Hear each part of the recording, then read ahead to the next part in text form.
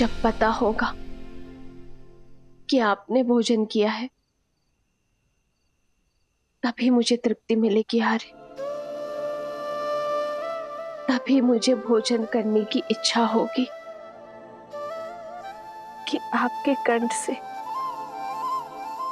Grass न उतरने का विचार ही मुझे भयभीत कर रहा है आर्य।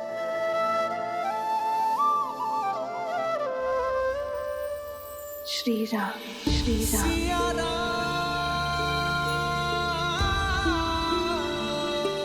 सीते,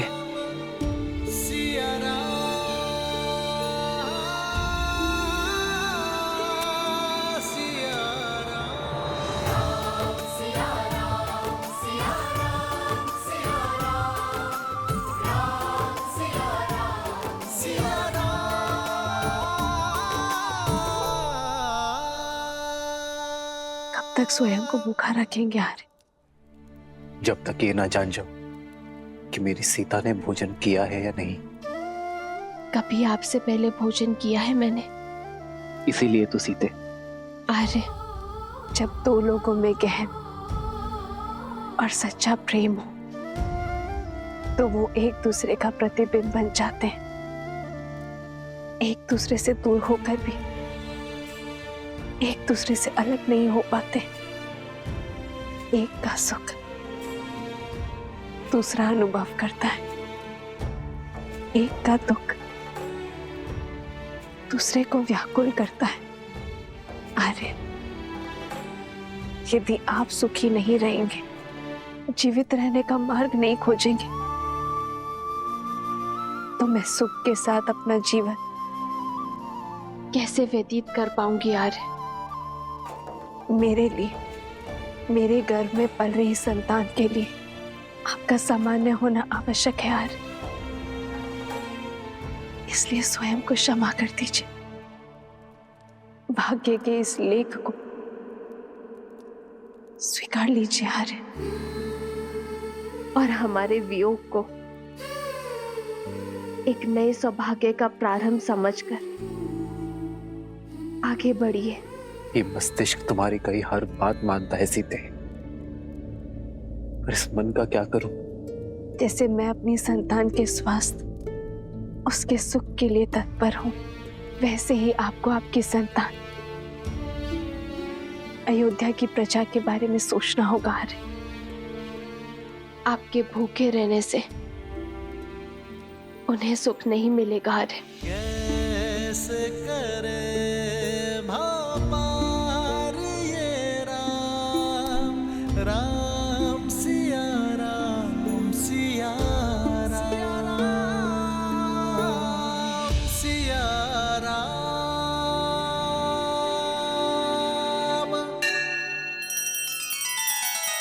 श्री रामचंद्र कृपालु भजु मन हरण भव भय दारुणम।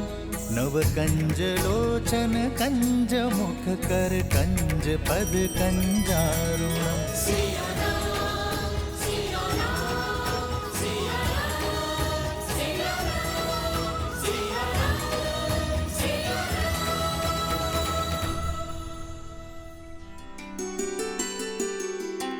प्रेम समर्पण करुणा ज्ञान से है भरा दो प्यारा नाम। जय सिया राम, जय जय सिया राम, जय सिया राम, जय जय सिया राम। मैं जानता हूं सीते, जब तक मेरे मुख में ग्रास नहीं जाएगा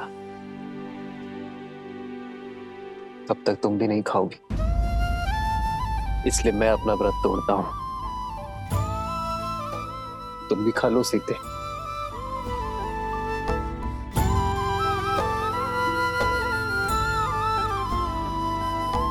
राम सिया राम, सिया राम, जय जय राम। राम सिया राम, सिया राम, जय जय राम।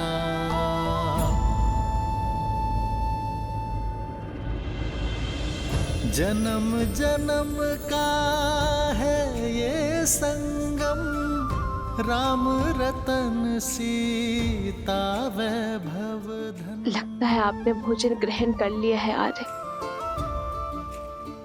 अब मैं भी भोजन कर सकती हूँ। एक है पौरुष, एक समर्पण, एक है रूप तो दूजा दर्पण।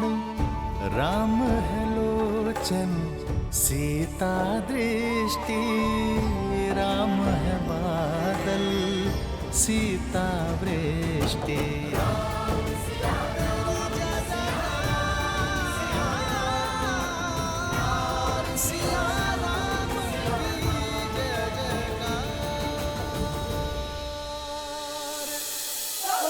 बचाओ बचाओ बचाओ बचाओ बचाओ, बचाइए बचाइए बचाइए बचाइए बचाइए बचाइए बचाइए, मुझे क्षमा कर दे, मुझसे त्रुटि हो गई। क्षमा करे महाराज, क्षमा करे महाराज, क्षमा करे। जब से आपने महारानी का त्याग किया है, तब से मेरे पति आत्मग्लानि में दिन भर दिन घुट घुट के जी रहे।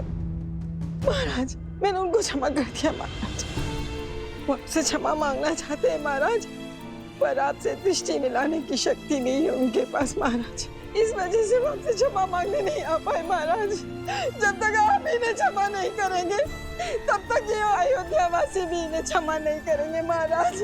आप क्षमा कर दीजिए महाराज। देखिए इनका क्या हालत कर दिया इन लोगों ने महाराज।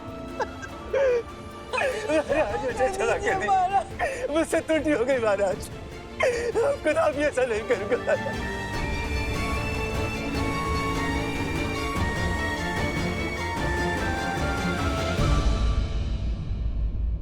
उठिए देवी, उठो। इन नगरवासियों का कोई अपराध नहीं है, इन्होंने कोई दोष नहीं किया है। मैं जानता हूं महाराज, मैं इसी योग्य हूं, मुझे क्षमा कर दीजिए महाराज। मेरी मति भ्रमित हो गई थी महाराज, मुझे क्षमा कर दीजिए प्रभु, मुझे क्षमा कर दीजिए प्रभु। मैं तुम्हें क्षमा करता हूं वस्त्रक, किंतु क्षमा के साथ साथ दायित्व भी आता है। मैं आज तुम्हें एक दायित्व सौंपता हूं कि तुम ना केवल अपनी पत्नी को सम्मान सहित अपने जीवन में सम्मिलित करोगे, बल्कि अपने राज्य की रक्षा भी करोगे। यह ध्यान रखोगे कि लोक अपवाद से कोई भी किसी भी तरह प्रभावित ना हो।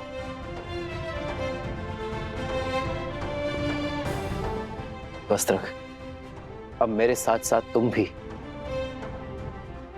राज्य की सेवा का दायित्व उठाओगे।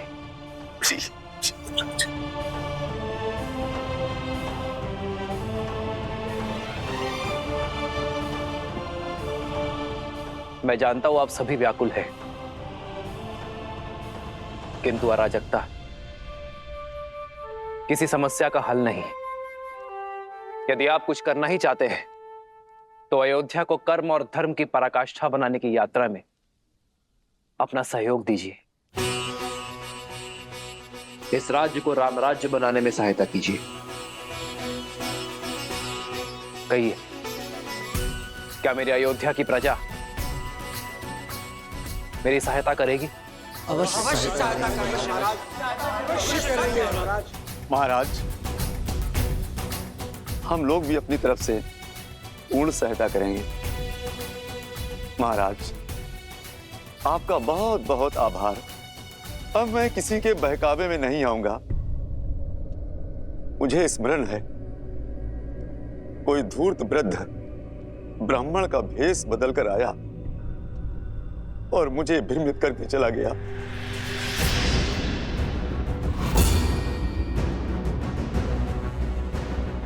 वस्त्रक, किस वृद्ध ब्राह्मण के बारे में कह रहे हो तुम? कौन है वो, कहां रहता है, बताओ मुझे। मैं उसे घसीट कर यहाँ इस सभा में लेकर आऊंगा। जिसने मेरी भाभी मां पर इतना बड़ा लांछन लगाया है, उसे तो पाताल से भी घसीट कर लाएगा ये लक्ष्मण। लक्ष्मण, संदेह फैलाने वाले को पकड़ने का कोई औचित्य नहीं। औचित्य है महाराज। ये वही व्यक्ति है जिसके कारण आपने मेरी भाभी मां को वनवास दे दिया है। हमारा समस्त परिवार तार-तार हो चुका है और आप कह रहे हैं कि उसका सत्य जानकर भी इतने शांत कैसे रह सकते हैं आप? यही तो वो व्यक्ति चाहता है कि हमारा बल, हमारा श्रम हम व्यर्थ करें। हमें हमारी शक्ति, हमारे बल को लोक अपवाद फैलाने वाले को पकड़ने में नहीं, बल्कि स्वयं और राज्य को इतना सशक्त बनाने में लगानी चाहिए कि भविष्य में कोई भी लोक अपवाद हमें प्रभावित ना कर सके।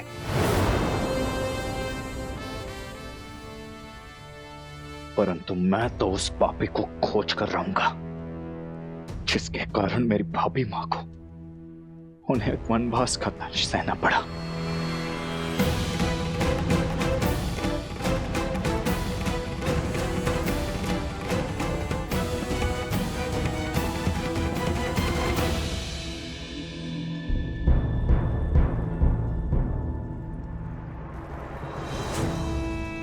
उत्तम नहीं, अति उत्तम उत्तर दिया है उस राम ने मेरे छल का।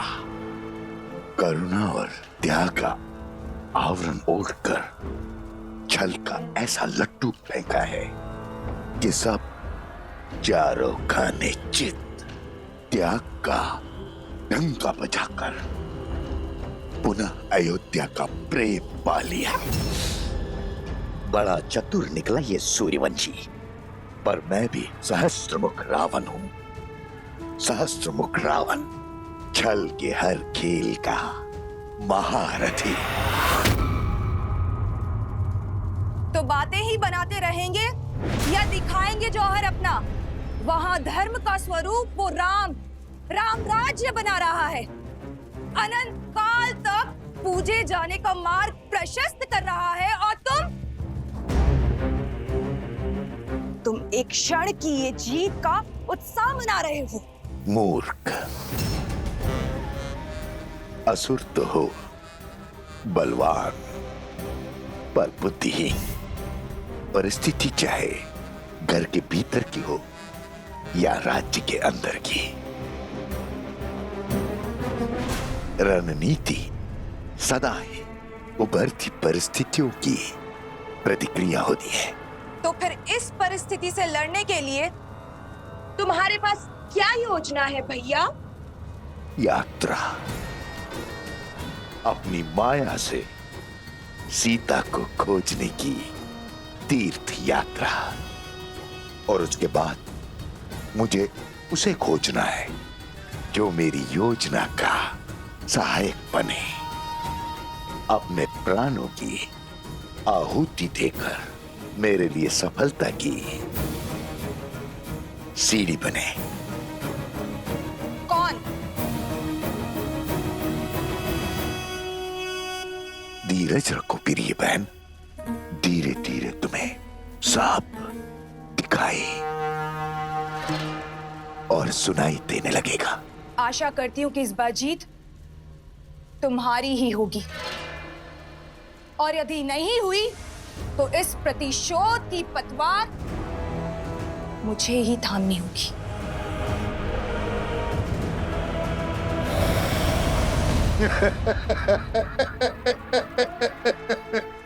भावुक हो गई प्रिय बहन, भावुक हो गई।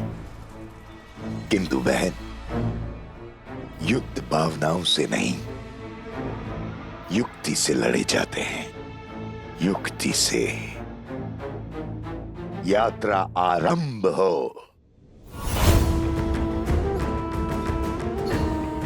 वो यात्रा जो सीता तक जाकर पूरी होगी। मैं आ रहा हूं देवी सीता, मैं आ रहा हूं।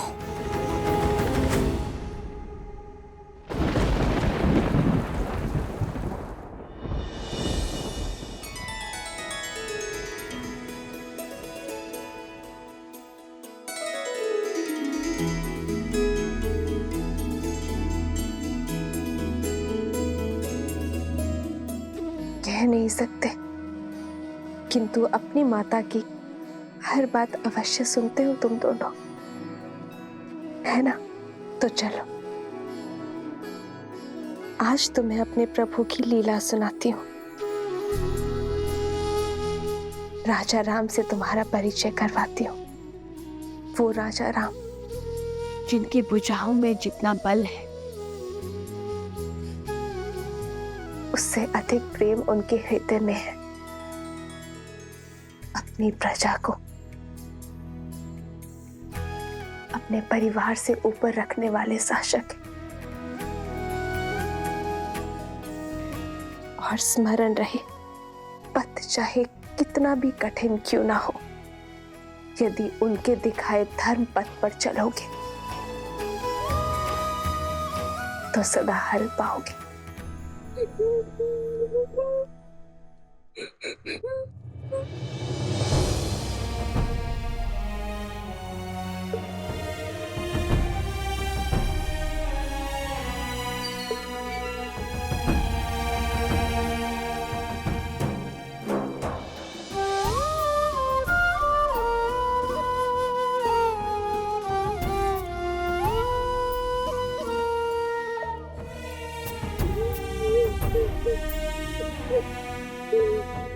तुम रो क्यों रहे हो? इस सुंदर मुख पर मुस्कान कैसे आएगी? आप भुवन देवी है ना? देवी अर्थात ईश्वर। आपके पास तो अथाह शक्तियां होंगी। क्या आप मेरी माता को ला सकती हैं?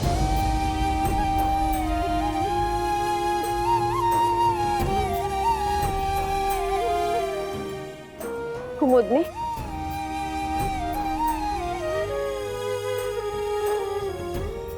ये बालक कौन है और इसकी माता को क्या हुआ?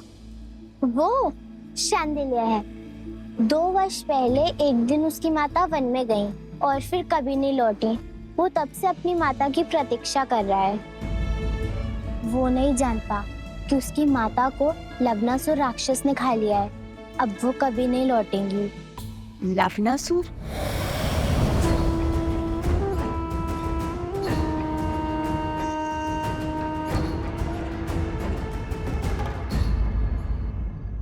पुत्र अर्जुन,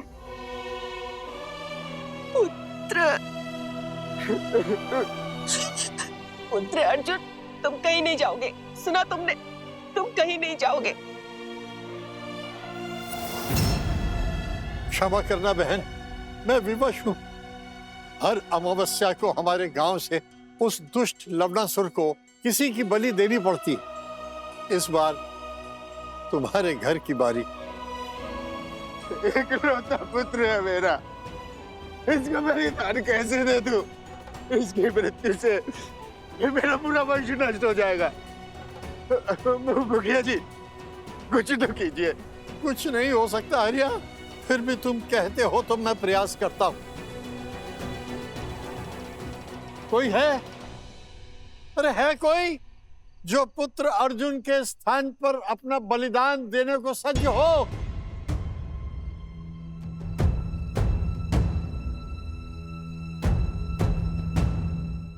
गुरु माँ कहती है यहाँ से कुछ ही दूर कौशल राज की सीमाओं के बाद एक नगर है, मधुपुरी। लवणासुर वहीं का राजा है। वो मनुष्यों का आहार करता है और कभी कभी कौशल की सीमाओं के पास आक्रमण कर मनुष्यों को खा जाता है।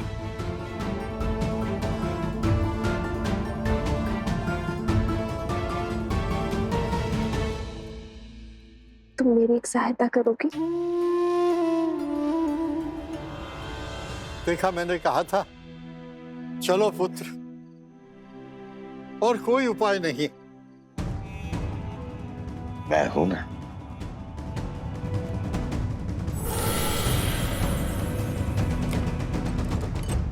रुक जाओ।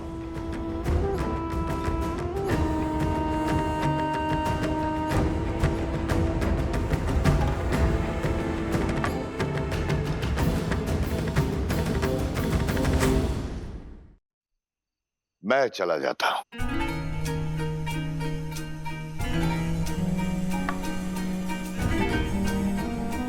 तीर्थ यात्रा पर जा रहा, मुक्ति पाने। अच्छा अवसर प्राप्त हुआ है। मुझे जीवन से कोई मोह नहीं है। मैं सच्ची हूं। प्राणों की आहुति तो देनी पड़ेगी। धन्य हैं आप जैसे महापुरुष कहाँ मिलते हैं संसार में।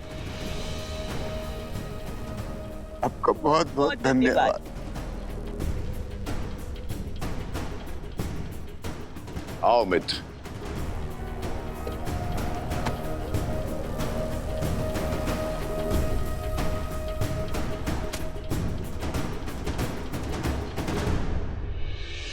चलो मित्रा, मार्ग सरल नहीं होगा, अंत तक पहुंचना है सिया राम के।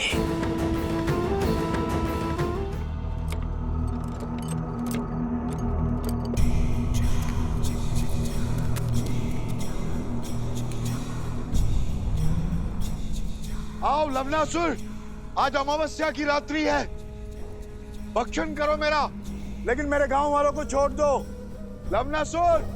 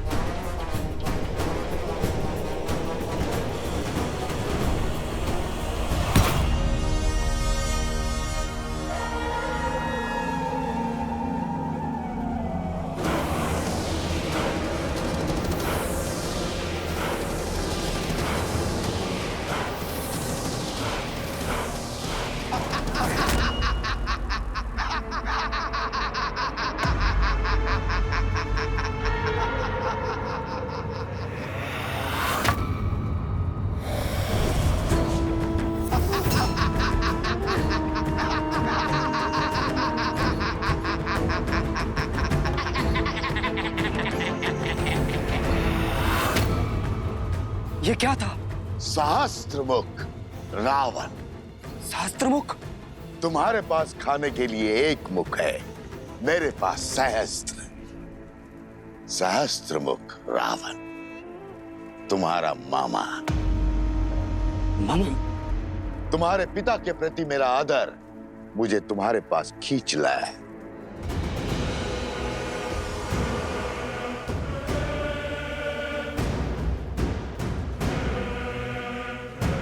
असुर आदर से नहीं, स्वार्थ से आते हैं। स्वार्थ हो या भूख, मैं शांत करने आया हूं। बड़ी दया आ रही है मुझे तुम पर।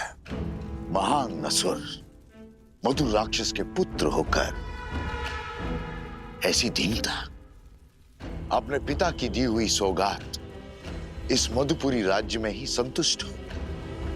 छोटे मोटे कीड़े मकोड़े जैसे मनुष्यों को खाकर जी रहे, शर्म नहीं आती? स्वार्थ आज भूख का बहाना बन के आया है। यदि मेरे मामा ना होते तो अभी अपनी भूख को शांत कर देता और आपके साथ खेल में नहीं उलझता। मैं उलझाने नहीं, उत्साह बढ़ाने आया हूं। प्रतिशोध का उत्साह बढ़ाने। लंकेश की मृत्यु का प्रतिशोध लेने आया हूं मैं उस राम से। उस राम से जिसने राक्षसों की गरिमा और सम्मान का अंत किया है। लंका से लंकेश और राक्षसों से रावण को छीना है। अब मुझे उस राम को पराजित करना है। उसकी शक्ति, उसकी पत्नी को उसके पराजय का दृश्य दिखाना है। पर उसको ही क्यों? नर की शक्ति उसकी पत्नी होती है। नर यदि बलवान देह है तो पत्नी रीढ़ की हड्डी। बिना रीढ़ की हड्डी के बलवान देह का कोई महत्व नहीं। इसलिए हमें वार देह पर नहीं, रीढ़ की हड्डी पर करना होगा। सुना है कि सीता साक्षात लक्ष्मी का अवतार है, किंतु है तो माना निर्बल। यदि तुम सीता को पकड़ने में कामयाब हो गए तो राम की जय जयकार पराजय के नाद में बदल जाएगी। केवल देवता ही नहीं, साक्षात महादेव भी तुम्हारी शक्ति के सामने शीश झुकाएंगे। अच्छा,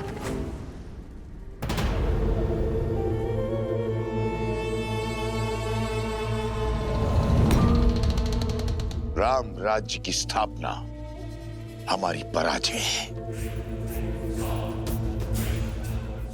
हमें राम राज्य की स्थापना को रोकना होगा। इसलिए सीता मुझे जीवित चाहिए, जीवित। यदि किसी तरह सीता पुनः अयोध्या की सीमा लांघने पे विवश हो जाए नहीं, तो प्रजा का विश्वास टूट जाएगा। सियाराम का त्याग लोगों को ढूंढ लगेगा और फिर पुनः होगी अग्नि परीक्षा।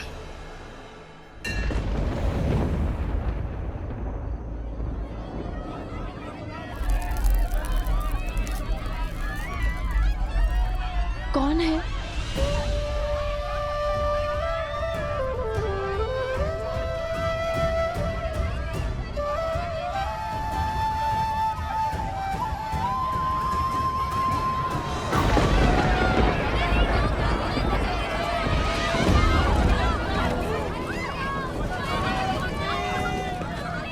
हमारी सहायता कीजिए, हमारे घर जल रहे हैं। यहाँ पे शरण लीजिए।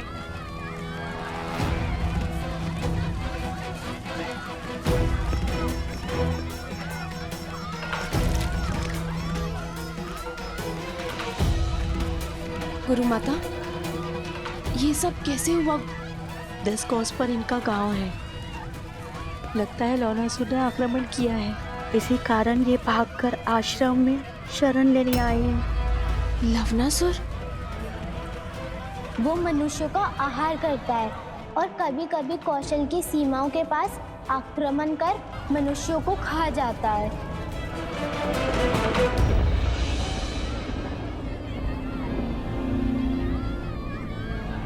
श्री राम। सीते,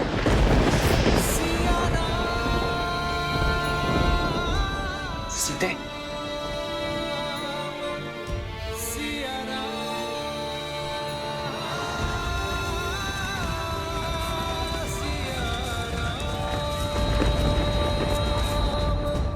महाराज की जय।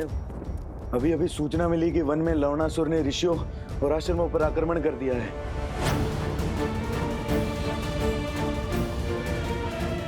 लवणासुर? कहीं उसका मंतव्य मेरी सीता को क्षति पहुंचाना तो नहीं? वन देवी, मैंने सुना है यहाँ पर किसी लवणासुर का प्रकोप है। क्या वो हम सबको मार देगा?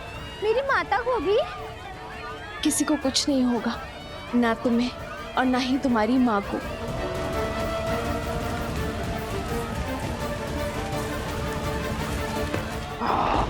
किसी को नहीं छोड़ूंगा, सबको मार डालूंगा।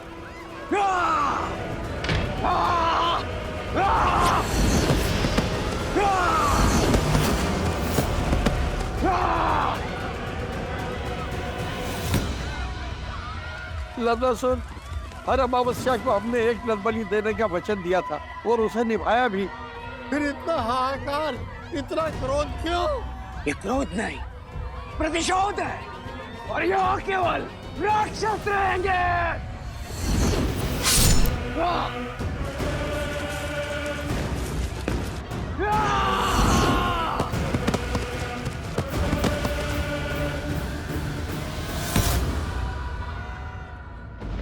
बहुत बड़ा विघ्न आ पड़ा है श्री राम।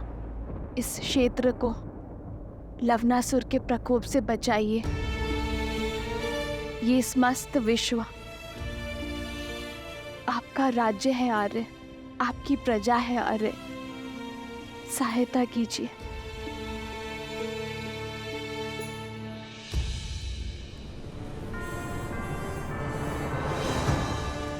उत्तर की ओर यहां मधुपुरी नाम की एक नगरी है। लवणासुर यहां अधर्म का राज चलाता है, परंतु अचानक उसने इसके समीप बसी कोसल राज्य की सीमा क्षेत्र पर आक्रमण किया है। वहां वो वनवासियों को मार रहा है। गांव के गांव खाली हो रहे हैं। हमें शीघ्र अतिशीघ्र कुछ करना होगा। पाप की शक्ति पुण्य से सदा कम होती है। मधुपुर की प्रजा की सहायता के लिए भैया के आशीर्वाद से लवणासुर से युद्ध करने मैं जाऊंगा। अयोध्या का सेनापति मैं हूं, इसीलिए लवणासुर से युद्ध करने के लिए भी मैं ही जाऊंगा। नहीं भैया, ये अवसर मुझे दीजिए। भरत भैया 14 वर्ष तक आपकी सेवा का लाभ उठा चुके हैं। लक्ष्मण भैया आपकी ढाल बनकर रहे हैं। आपके साथ भीषण युद्ध लड़े उन्होंने। कृपया मुझे लवणासुर को मारकर अपनी प्रजा की रक्षा और पराक्रम के प्रदर्शन का अवसर दीजिए।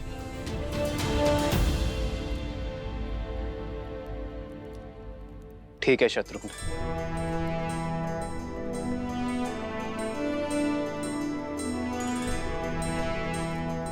कूच की तैयारी करो शत्रुघ्न। मधुपुरी की प्रजा को एक नए राजा की आवश्यकता होगी। मुझे विश्वास है कि तुम लवणासुर का वध करने में सक्षम होगे, इसलिए कूच करने से पूर्व एक कार्य करना आवश्यक है शत्रुघ्न।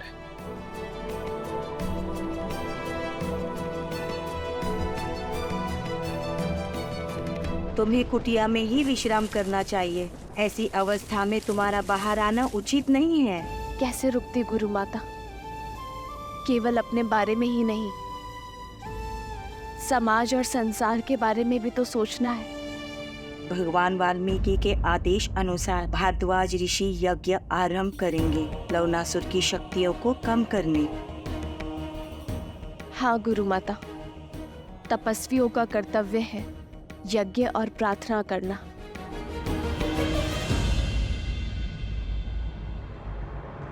और मेरे श्री राम ना कर्तव्य अवश्य पूर्ण करेंगे।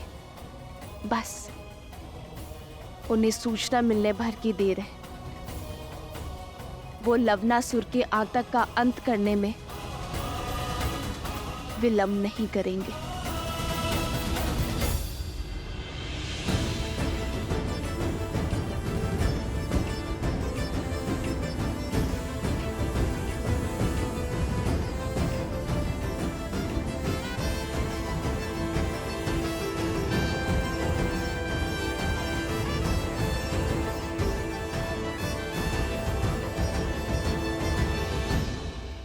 आज से शत्रुघ्न मधु राज्य का राजा है। आज से उस क्षेत्र की रक्षा करना तुम्हारा धर्म है शत्रुघ्न। किंतु स्मरण रखना, एक न्यायप्रिय राजा किसी अन्य प्रजा पर अकारण युद्ध नहीं थोपता। अपनी प्रजा पर संकट आने पर वो युद्ध करने से पीछे नहीं हटता। मधुपुरी महाराज शत्रुघ्न की, मधुपुरी महाराज शत्रुघ्न की। शत्रुघ्न, मधुपुरी क्षेत्र की स्थापना लवणासुर के पिता मधुराक्षस ने की थी। उसके तप से प्रसन्न होकर महादेव ने उसे अपनी त्रिशूल से भी अधिक शक्तिशाली त्रिशूल वरदान में दिया था। उसकी मृत्यु के बाद मधुराक्षस ने यही त्रिशूल अपने पुत्र लवणासुर को दिया। उस त्रिशूल की शक्ति से लवणासुर ने तीनों लोकों में हाहाकार मचाया। उसकी प्रजा उससे अत्यंत भयभीत है शत्रुघ्न। अब तक तो वो शांत था, किंतु अब उसके प्रकोप ने हर सीमा लांघ दी है। हमारी राज्य के सीमा के निकट प्रहार करने का दुस्साहस किया, प्रजा को कष्ट पहुंचाया। अब तुम्हें इसका प्रतिघात लेना होगा। यशस्वी भव।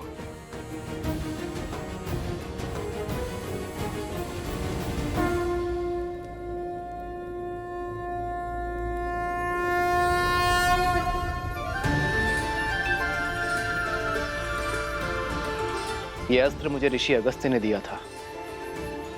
नारायण ने मधु कैटभ का वध इसी अस्त्र से किया था, और आज ये अस्त्र मैं तुम्हें सौंप रहा हूं शत्रुघ्न। तुम इसी अस्त्र से लवणासुर का वध करोगे। मैंने इस अस्त्र का प्रयोग रावण के वध के लिए भी नहीं किया था। कदाचित नियति ने इस अस्त्र पर लवणासुर का ही नाम लिखा है, और आज ये अस्त्र अपना कर्तव्य निभाने के लिए सज्ज है।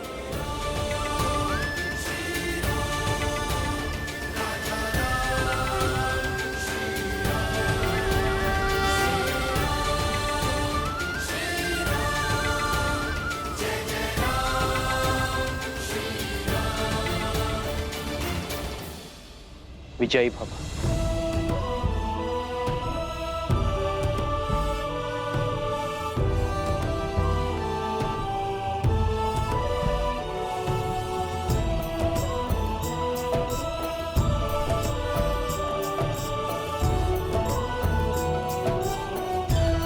मधुपुरी के समीप ही मिथिला की एक छोटी सी सीमा है। यदि इस युद्ध में कोई भी आवश्यकता पड़े तो पिताश्री से सहायता लेने में चूकिएगा मत। महादेव आपको विजय दे।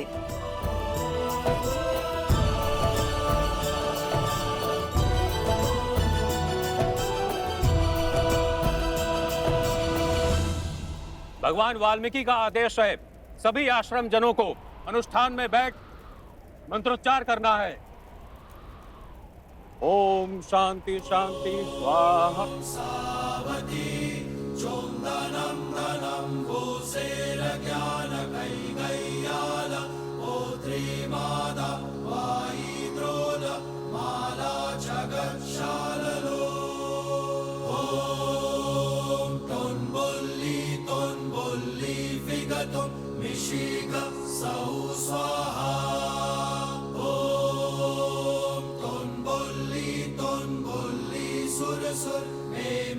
वन देवी, तुम ठीक हो?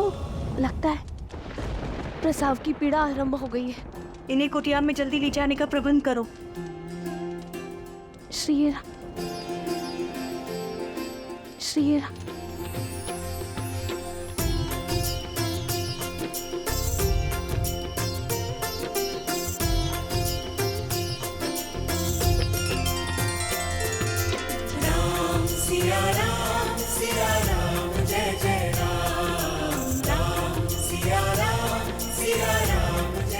ये कैसा संकेत है? मेरी सीता ठीक तो है? मुझे मेरे आराध्य की मूर्ति दे दीजिए।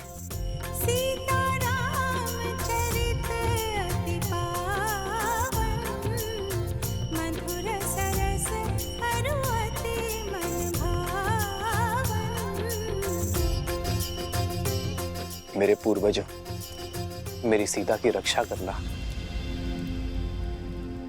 तुम्हें कुछ नहीं होगा सीते। श्री राम, श्री राम।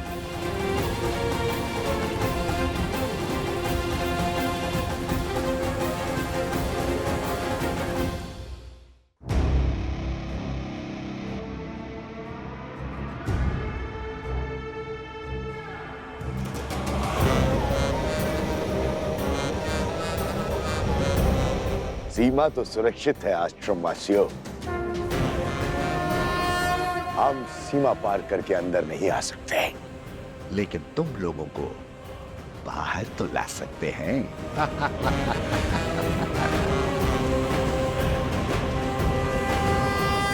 हम आश्रम में इतना धुआं भर देंगे कि तुम्हें बचने के लिए बाहर आना ही होगा।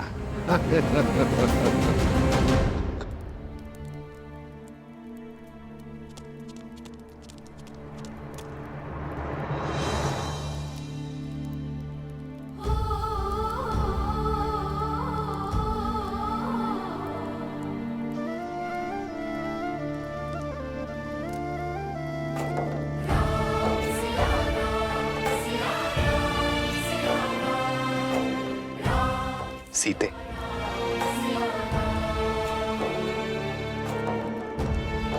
प्रतीत होता है हमारे वंशज के जन्म लेने की शुभ घड़ी आ गई। श्री राम। हे महादेव, सीता पर, मेरी होने वाली संतान पर अपनी कृपा दृष्टि बनाए रखना।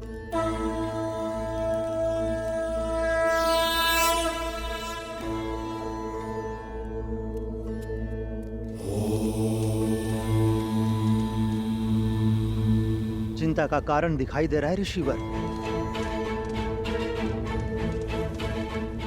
वन देवी की प्रसूति में बाधा आ रही है। किसी वैद्य को बुलाना होगा। गर्भ में 2 संतान हैं। यदि समय पे प्रसूति नहीं हुई तो वन देवी पे संकट आ सकता है। देखिए, स्थिति विकट है। इस समय आश्रम से बाहर जाना असंभव है। किसी भी अवस्था में अनुष्ठान रुकना नहीं चाहिए। ओम नमः शिवाय। ओम शांति।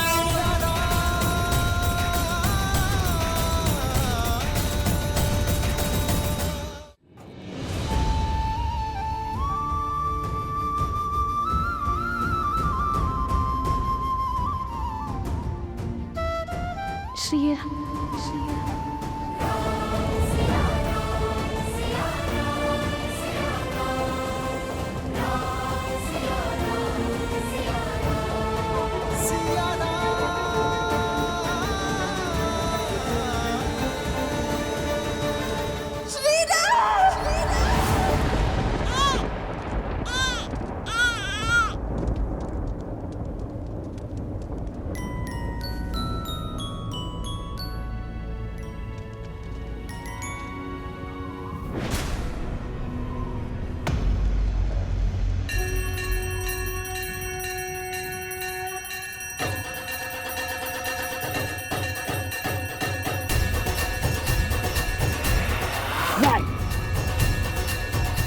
ऐसा नहीं हो सकता।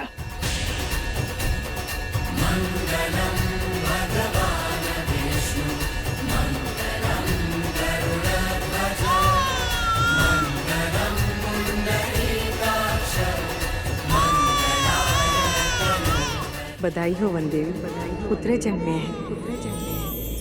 दो सुंदर पुत्रों की माता बनी है तुम।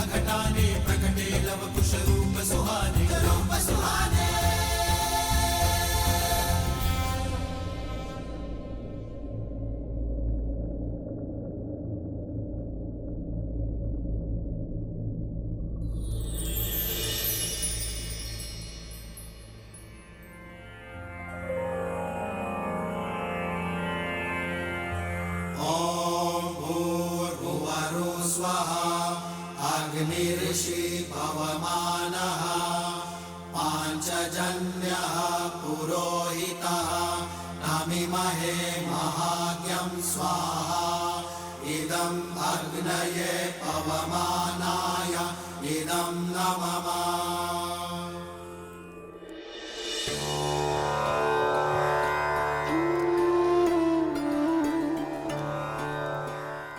ये मेरे संतानों का सौभाग्य है कि इन्हें यहाँ आपके आश्रम में ज्ञान और सदाचार के इस भूमि में इन्हें जन्म लेने का अवसर मिला। छत्र छाया का आशीष तो आपने दे दिया, अब इनका नामकरण भी कर दीजिए।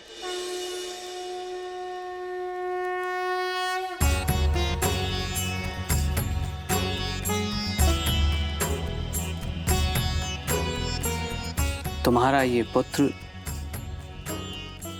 दुर्वा के निचले भाग, उसका आधार लावा से शुद्ध होना चाहिए, इसलिए इसका नाम लव होगा।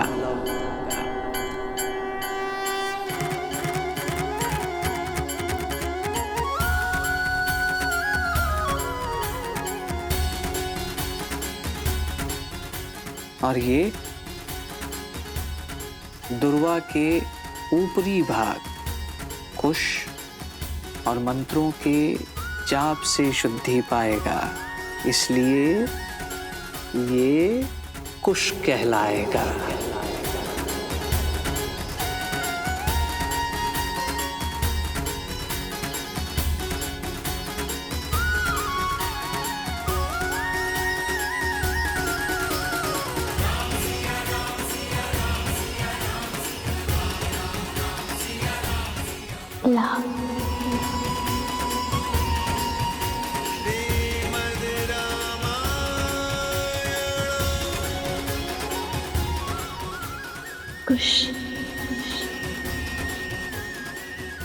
लाओ कुश। सीता, तुम्हारे ये पुत्र अपने शौर्य और वीरता के लिए जाने जाएंगे। इनका नाम और इनका काम दोनों ही महत्वपूर्ण होंगे, और ये ही तुम्हें तुम्हारे आराध्य, तुम्हारे पति से तुम्हें पुनः मिलवाएंगे। अपने कुल की गरिमा और धर्म को ये आगे बढ़ाएंगे। तुम्हारा त्याग और इनका साहस धर्म के राज्य का आधार होगा।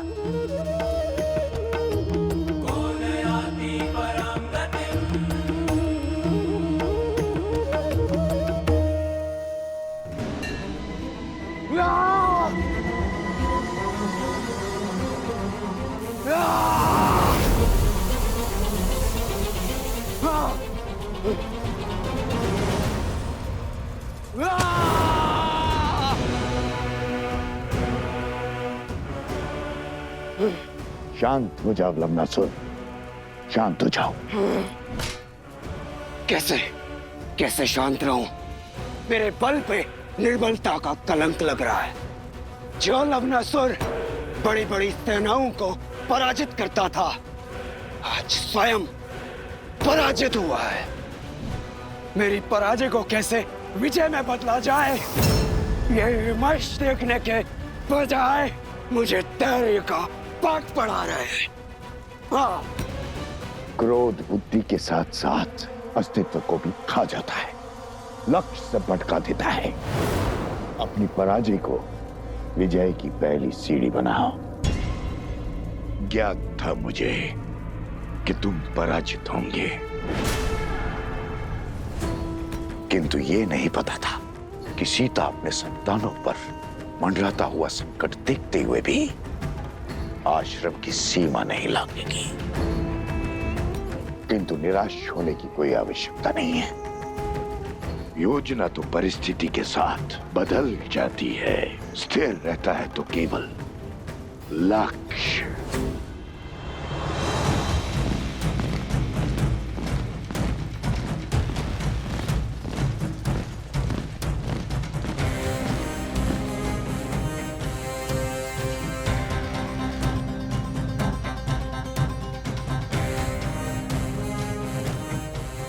उस ओर आश्रम है, उस दिशा से इतना धुआं क्यों आ रहा है?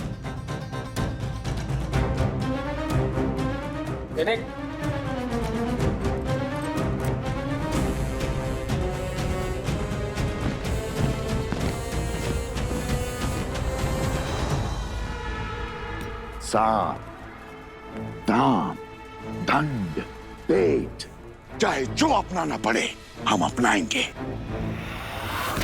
किंतु राम राज्य कभी स्थापित नहीं होने देंगे हम।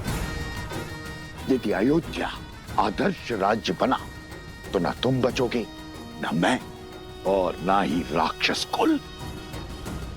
किसी भी भांति हमें राम और सीता का ये प्रण तोड़ना होगा, तार तार करना होगा उनका वचन, उनका उद्देश्य धूल में मिलाना होगा। सीता की अपने संतानों को अच्छे संस्कार देने की सौगंध हमें तोड़नी होगी।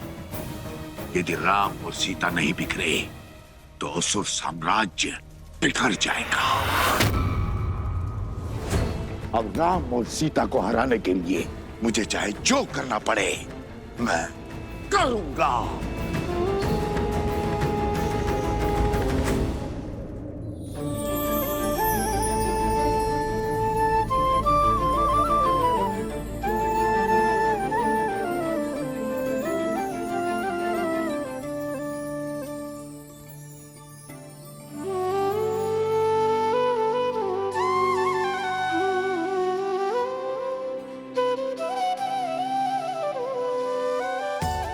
श्री राम, जैसे ये बाल घुटी के अलग अलग घातक एक साथ मिलकर बच्चे को शक्ति और विकास प्रदान करती है,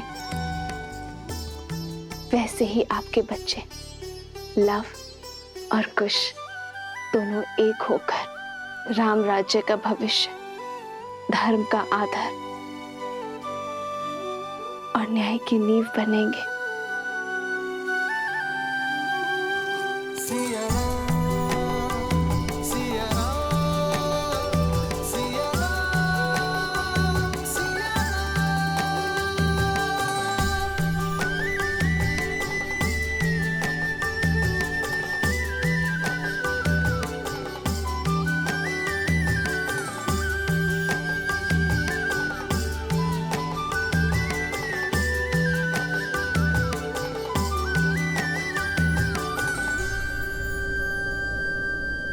तू आज से केवल माता ही नहीं,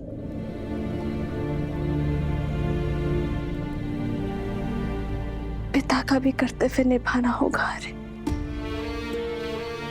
और मैं ये बिल्कुल नहीं कहूंगी कि आप मेरी सहायता कीजिए या मुझे संबल दीजिए, क्योंकि मुझे पूरा विश्वास है कि आप मेरे साथ। अरे, मैं वो हर प्रयास करूंगी कि मैं इन्हें आप सा बना पाऊं, जिस उद्देश्य के लिए हम अलग हुए उस गंतव्य को पूर्ण करूं। कितनी अभागी होना मैं अरे कि इन्हें इनके पराक्रमी पिता का आपका परिचय भी नहीं दे पाओगे।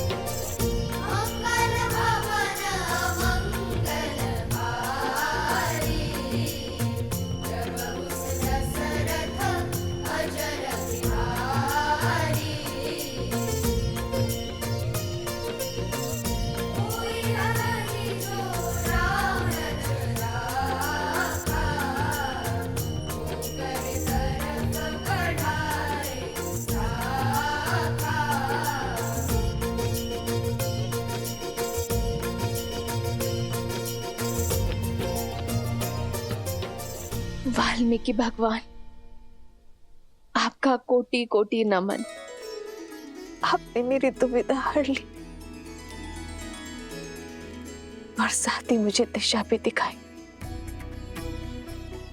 श्री राम नहीं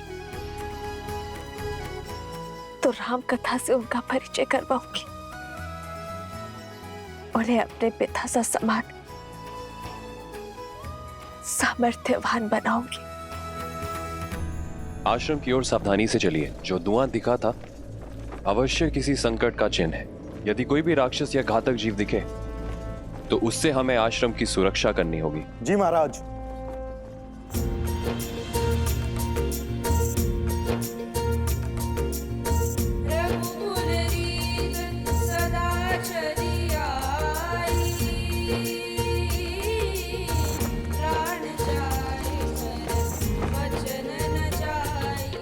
राम नाम का गुणगान।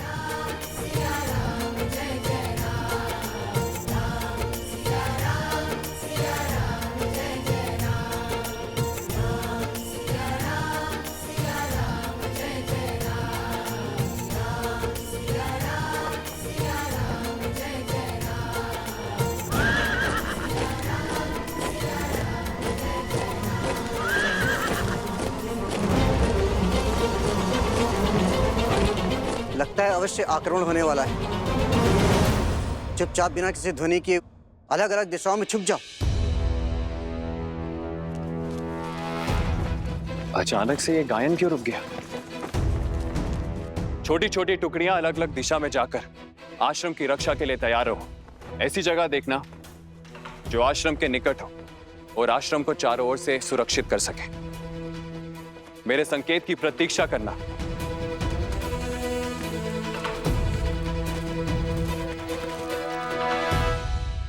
ये केवल एक गीत नहीं था, तुम्हारे आदर्श का चरित्र है।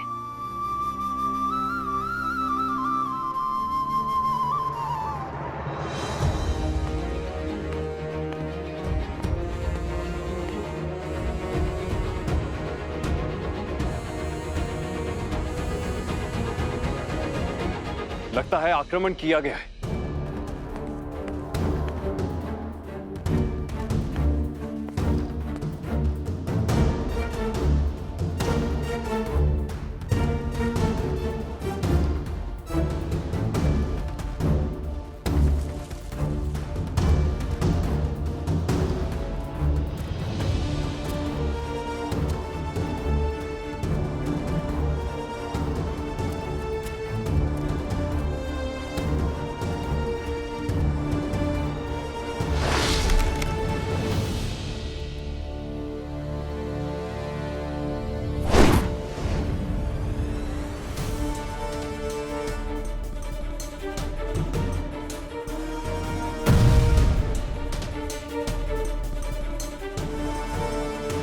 आक्रमण हुआ है।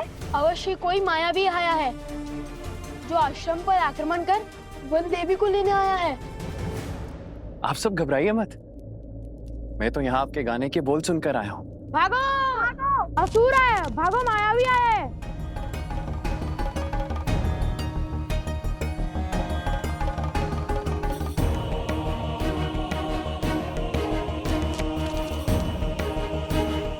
क्या हुआ? कौन है? मुझे देखने दो। नहीं, बाहर मत जाइए। वो अवश्य ही लवनासुर का सेनापति होगा।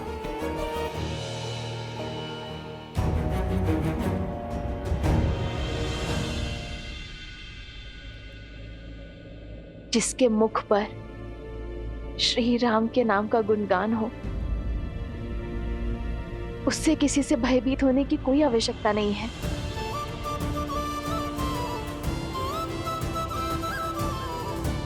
भाभी माँ,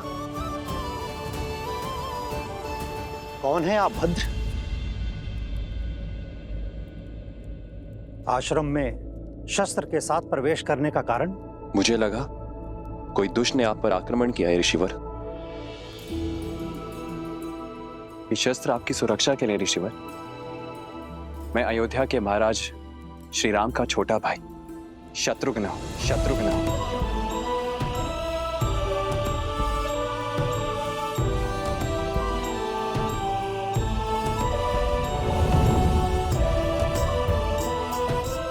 शत्रुघ्न भैया,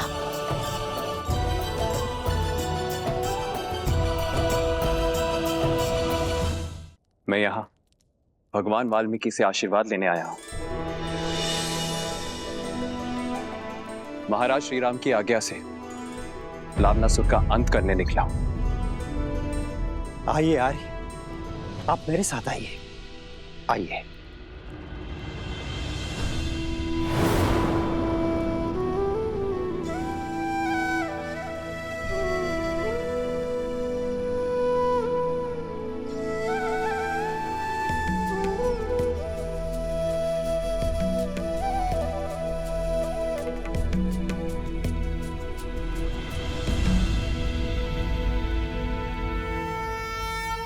धन्यवाद जो आपने रघुकुल के लिए किया है। उसका संसार आपका सदा आभारी रहेगा। आशीर्वाद दीजिए मेरा लक्ष्य पूर्ण हो।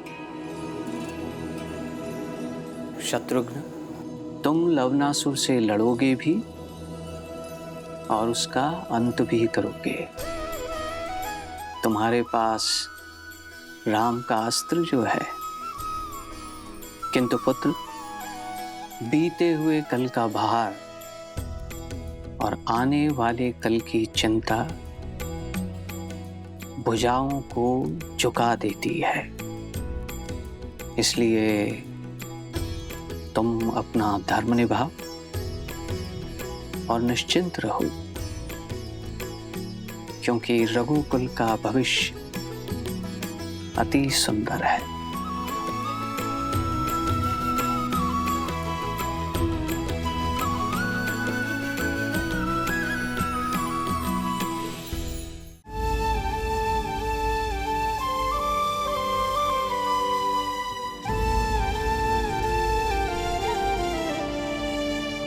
ये कैसी विडंबना है।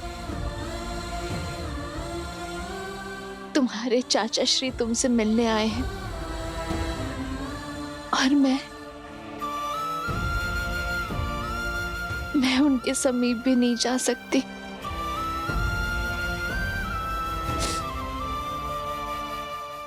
मेरा हृदय तो ये सोच सोच कर बैठा जा रहा है कि मैं कैसे रघुवंश के भविष्य को एक रघुवंश के आशीर्वाद से दूर रखूं।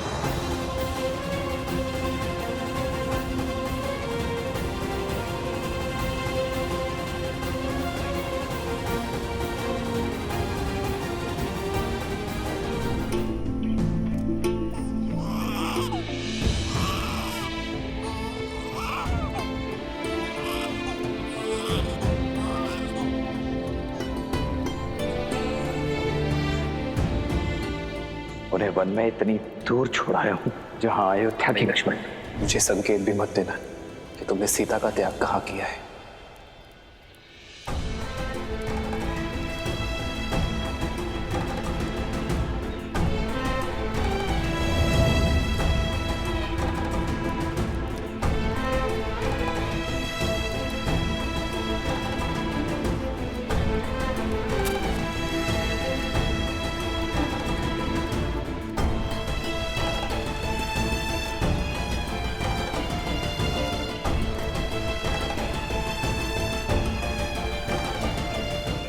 आशीर्वाद दीजिए भाभी माँ कि आपका पुत्र भैया के सौंपे कार्य को पूर्ण कर सके।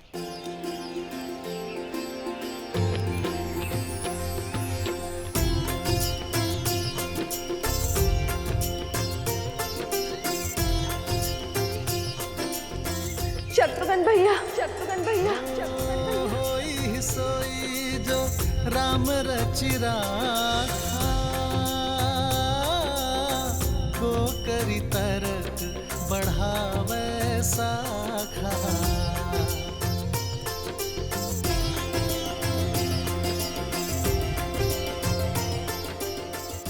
कैसे है मेरे श्री राम, मेरे श्री राम।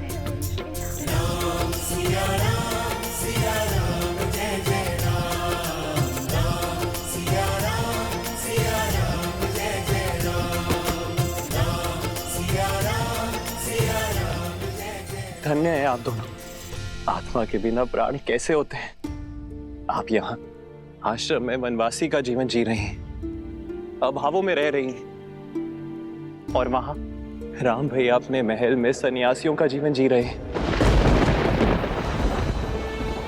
दिन भर प्रजा और परिवार के कार्यभार संभालते हैं और फिर अपने कक्ष में आकर वल्कल लपेट लेते हैं। राजसी भोजन त्याग कर फल आदि का सेवन करते हैं।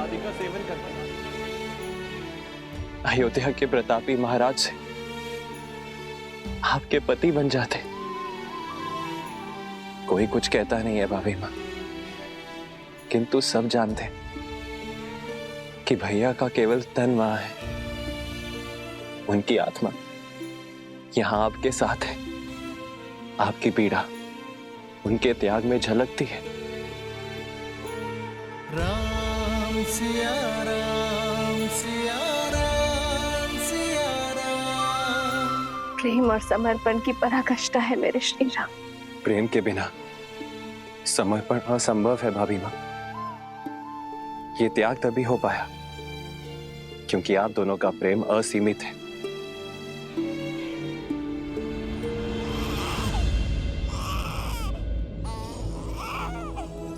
आपके भतीजे ला और खुश।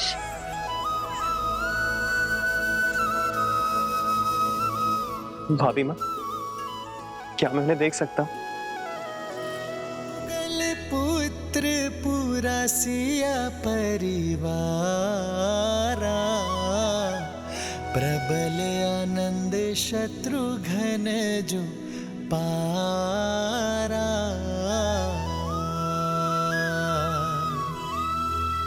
सूर्य प्रताप शिव दुई शिशु जाहि, सकल जीव के ही देखे माही।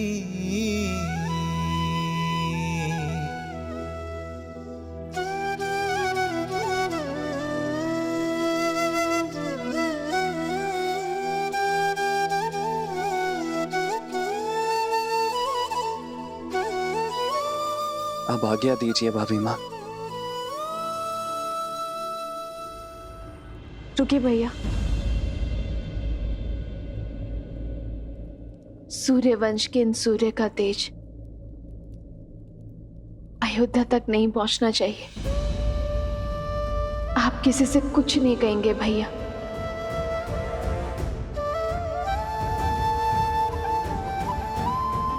श्री राम से भी नहीं।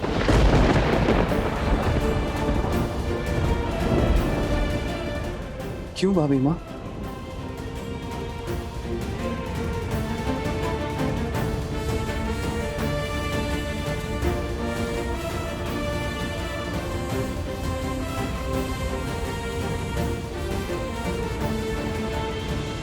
संतान के लिए पिता का मोह वो घातक शस्त्र है शत्रुघ्न।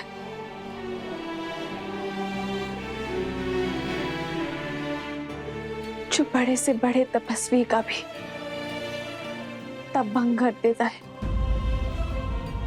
यदि मेरे श्री राम के मन में अपनी संतान के लिए प्रेम जागा तो कहीं उनका तप भंग ना हो जाए शत्रुघ्न। और मैं नहीं चाहूंगी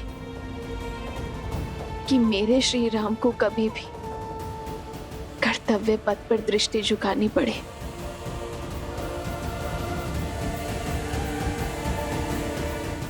आपके आदेश का पालन किया जाएगा भाभी माँ। अब मुझे आज्ञा दीजिए। तेरी जय जयकार सिया राम की जय जयकार।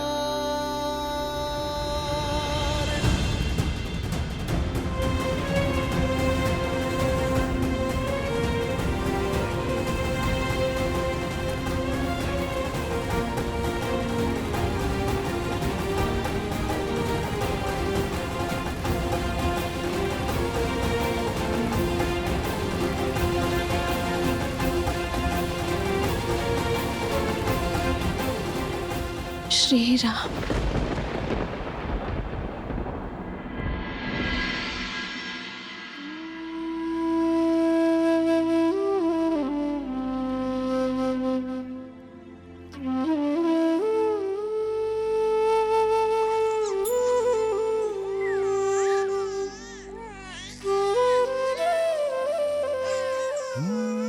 मंगल भवन अमंगल हारी, द्रवहु सुदस। राम भैया अपने महल में सन्यासियों का जीवन जी रहे हैं।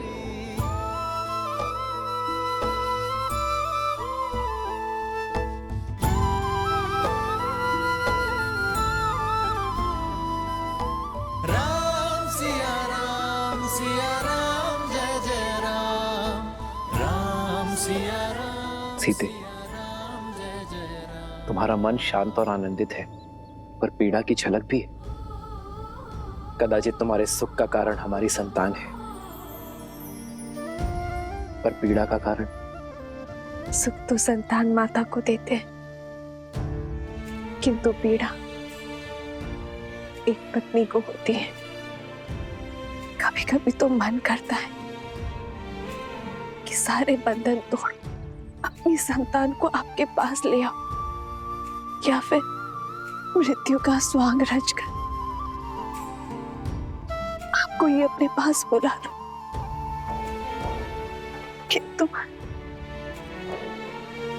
किंतु तुम जनक की पुत्री हो, राम की अर्धांगिनी हो, रघुकुल की पुत्र वधू हो।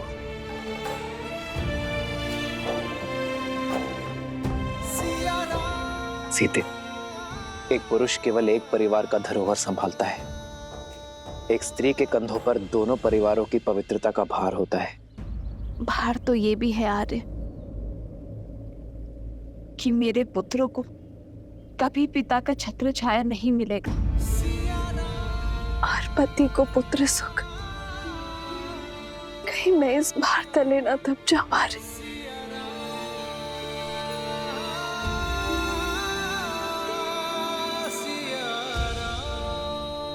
भार स्वार्थी होता है सीते, उद्देश्य निस्वार्थ। ये लड़ाई केवल हमारी संतानों के लिए नहीं है, समाज के लिए है, पाप के निवारण के लिए। पाप पुण्य की एक गाथा ने हमारे जीवन को क्या से क्या बना दिया है। क्या कभी पूर्ण रूप से राक्षसों का अंत हो सकता है? राक्षस होना परंपरा नहीं है सीते, प्रवृत्ति है। दुर्गुणों और लालसा से भरा हर मन राक्षस होता है। यदि ऐसा ना होता तो ना ही मधु ऋषि के घर लवनासुर जन्म लेता और ना ही रावण का भाई विभीषण होता। जैसे जैसे समाज में विद्या, आस्था और संतोष की वृद्धि होगी, वैसे वैसे ये राक्षसी प्रवृत्ति पाताल में गिरती चली जाएगी। समस्त कोसल राष्ट्र शुद्ध हो जाएगा, तब ये नियति हमें पुनः अवश्य मिलवाएगी।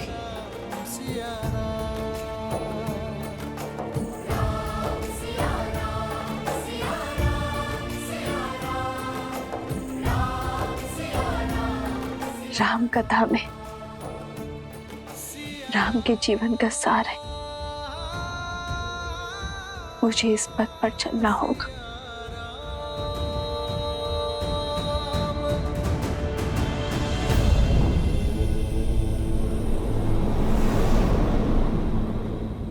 माता सीता अगर अयोध्या में होती तो लव और कुश का लालन पालन उनके लिए कितना सरल होता ना। अब यहाँ आश्रम में अयोध्या की महारानी को शरण लेनी पड़ी है। पुत्र गणेश, इस संसार में हर स्थिति का महत्व होता है। देवी सीता की इस स्थिति का महत्व है अपने पुत्रों को सुसंस्कार देना और लोक अपवाद से उनकी सुरक्षा करना। गणेश, जैसे तुम्हारी माता आदि शक्ति संसार की कारण शक्ति है, देवी सरस्वती संसार की ज्ञान शक्ति है, वैसे ही देवी लक्ष्मी संसार की पालन शक्ति है। अब तुम ही सोचो, जो समस्त संसार का लालन पालन करती हैं, जब वो इन विषम परिस्थितियों में मानव अवतार में सीता के रूप में अकेले अपने दोनों पुत्रों का लालन पालन करेंगे, तो उनके दोनों पुत्र कैसे प्रखर होकर निखरेंगे।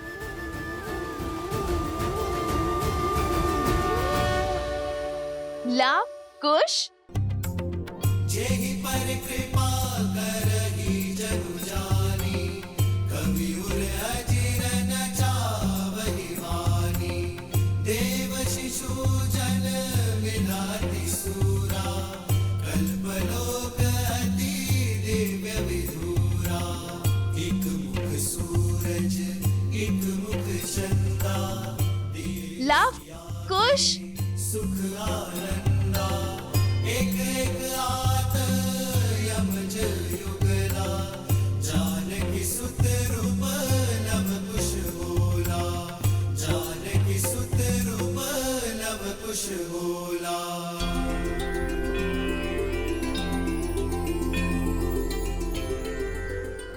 लव और कुश ने सभी वेदों को बालपन में ही कंठस्थ कर लिया था, परंतु एक और वेद भी था जिसे उन्होंने भली भांति कंठस्थ किया, और वो था मर्यादा पुरुषोत्तम श्री राम की जीवन कथा।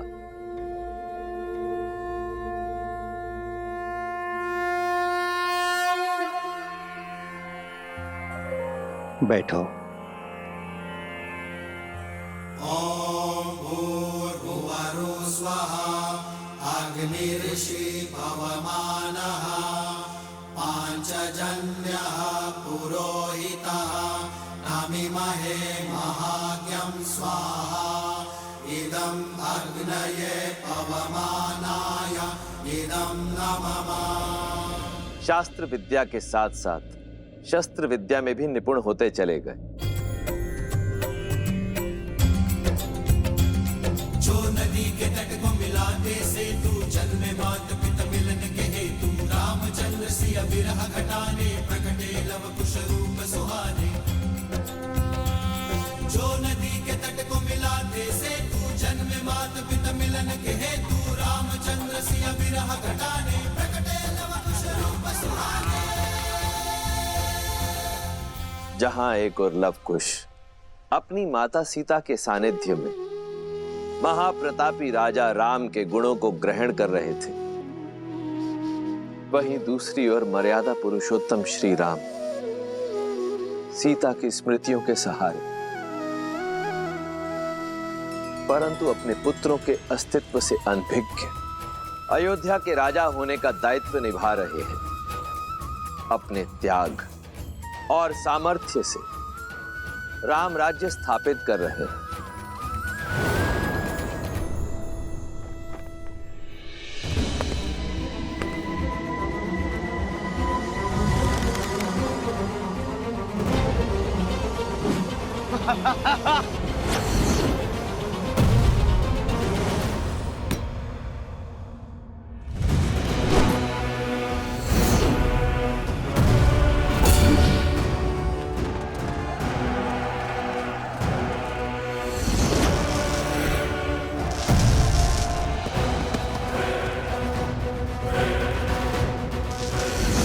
वहां शत्रुघ्न और लवनासुर का युद्ध वर्षों तक चला।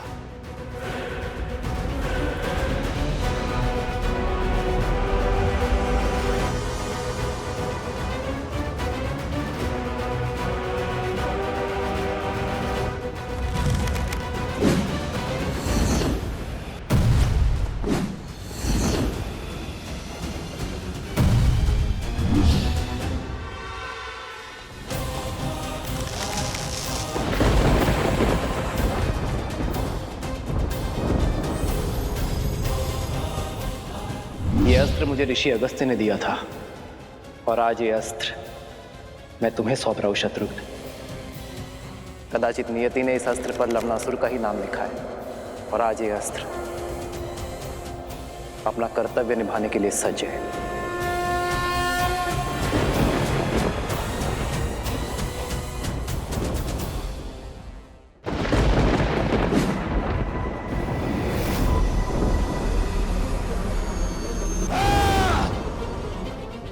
नारायण के अस्त्र और मेरे अस्त्र की भिड़ंत से इस संसार को सर्वनाश से बचाने के लिए मैंने अपना अस्त्र लौटा लिया।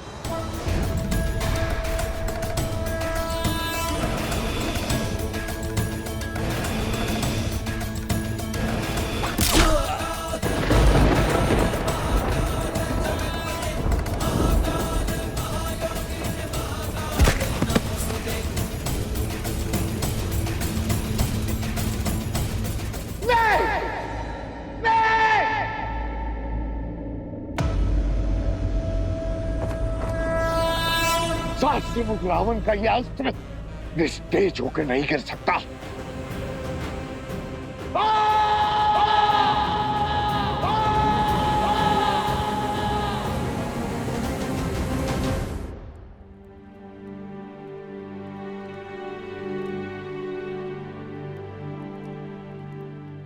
प्रेम समर्पण करुणा ज्ञान से है भरा दो प्यारा नाम।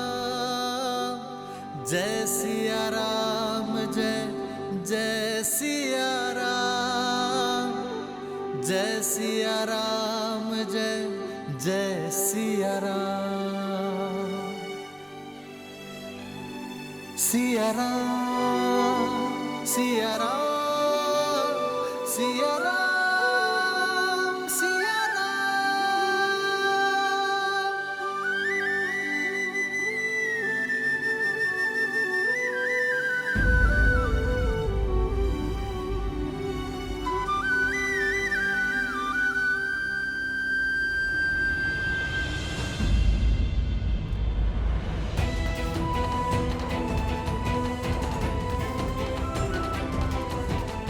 आओ लक्ष्मण।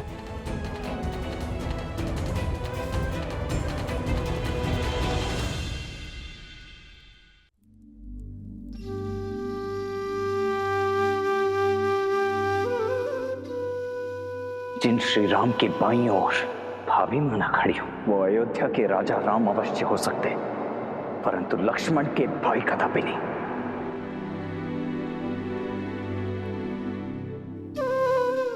बोलो लक्ष्मण, यदि मन की बात मन में ही रह जाए तो पीड़ा अधिक होती है। अपनी पीड़ा को तो अपना क्रोध बनाकर आप पर उड़ेल दिया है मैंने। आपसे विद्रोह किया, आपसे दूर रहा, परंतु आपने अभिमा से विरह और मेरे क्रोध की पीड़ा को सदैव सहन किया। आज भी कर रहे हैं। सीता से विरह तो तब होगी ना जब हम मन से दूर हो जाएंगे। सीता मेरी श्वास है लक्ष्मण, और श्वास मृत्यु के बाद ही दूर होगी शरीर से।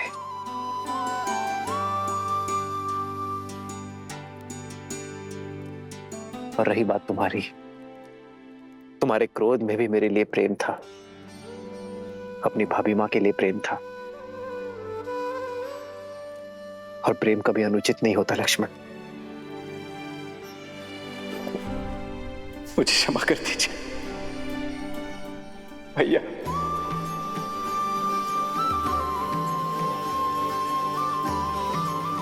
क्षमा कर दीजिए भैया। लक्ष्मण,